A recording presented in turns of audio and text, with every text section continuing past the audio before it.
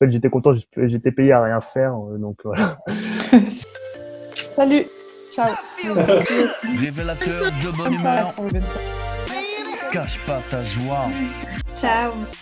Moi, j'ai été en télétravail depuis le début. Je risque d'y être encore pendant pas mal de temps. Je suis en apprentissage. En 5e. J'avais quand même des cours un peu à distance. Du coup, tu t'es arrêté avec le confinement? Ah bah complètement. Et puis là, j'ai même pas encore repris. Donc, j'ai commencé un boulot genre bio-burger, donc là, en cuisine. Ok. Comme j'ai été embauché le 1er mars, du coup, j'ai le chômage partiel en ayant travaillé 2 semaines, quoi. Je crois que je dois faire partie des 50 personnes en France qui ont trouvé un boulot durant le confinement qui ne soit pas lié directement à ramasser les pommes, ramasser les fruits et légumes. Mi-avril, je suis allée ramasser les fraises. Je suis l'assistant personnel d'un jeune homme brillant qui s'appelle Philippe Aubert. Il faut visualiser Philippe comme c'est un mix entre Intouchable et le professeur Stephen Hawking. En fait, ce dont on s'est rendu compte avec Philippe durant son confinement, c'est que lui, il est confiné depuis la naissance, en fait, dans son propre corps, dans sa relation avec les autres. Techniquement, tu es encore en arrêt maladie? Non, là, j'ai repris le travail il y a 2 mois, donc au début du confinement. Ok. Donc, en plus, moi, je travaille dans une société internationale qui gère un système de réservation pour toutes les compagnies aériennes du monde qui s'appelle Amadeus. Donc, nous sommes extrêmement impactés par l'arrêt des vols. Donc, le niveau de l'aviation reviendra uniquement à la normale en 2024. On travaillait beaucoup, du fait qu'il y avait toutes les tournées à reporter, etc. On a beaucoup travaillé. Ouais, j'ai continué à travailler. L'avantage, c'est qu'effectivement, je suis entrepreneur, donc je peux gérer mon rythme. Et mon mari, pareil. Du coup, en fait, on s'est partagé la journée en 2. Il y en a un qui travaillait le matin et l'autre l'après-midi. On alternait comme ça. Et puis après, par contre, on rebossait souvent le soir. J'avais un peu peur parce que je commençais avec 2 stagiaires au tout début du confinement. J'avais 2 stagiaires qui arrivaient. Donc, c'était comment j'organise un télétravail et un téléstage pour... Mais je crois que ça se passe bien au final. On a mis en place des petits rendez-vous boulot et puis aussi des rendez-vous, on veut dire informels, juste on se prend un café et on parle pas de boulot, on parle de nos vies. Et en fait, ça a vachement resserré les liens aussi bizarrement. Et on est un peu déjà partout en France. Donc, on n'est pas amené à se voir au quotidien, mais on n'avait pas ces petites routines en fait. Je m'éclate bien en fait.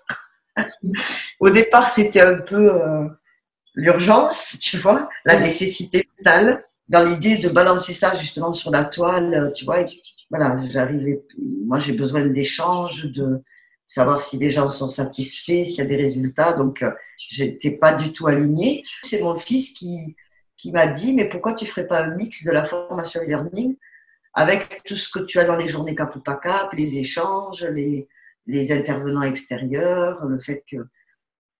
J'ai dit, ok, Cap ou pas Cap, Cap. Je me suis dit, en fait, être à Montréal, c'est pas forcément une contrainte. Au contraire, ça peut être l'opportunité de toucher plus largement des gens, d'avoir une clientèle plus large.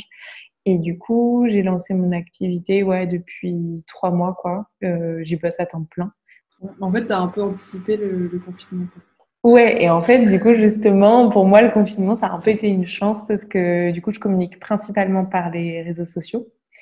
Et du coup, les gens étaient beaucoup plus sur les réseaux sociaux. Et aussi, je pense que ça a un peu catalysé les réflexions que ce soit sur les sources de ta vie au sens large, que dans ta vie professionnelle, que aussi comment tu manges, comment tu t'habilles, comment tu vis, donc vraiment tous les besoins. Tu vois, j'étais encore un peu hésitante avant de me dire, en fait, peut-être que je peux rester encore à Paris parce que mon boulot me plaît et tout. Là, en fait, là, j'en suis plus du tout à ça, quoi. Je me dis, voilà, il faut que...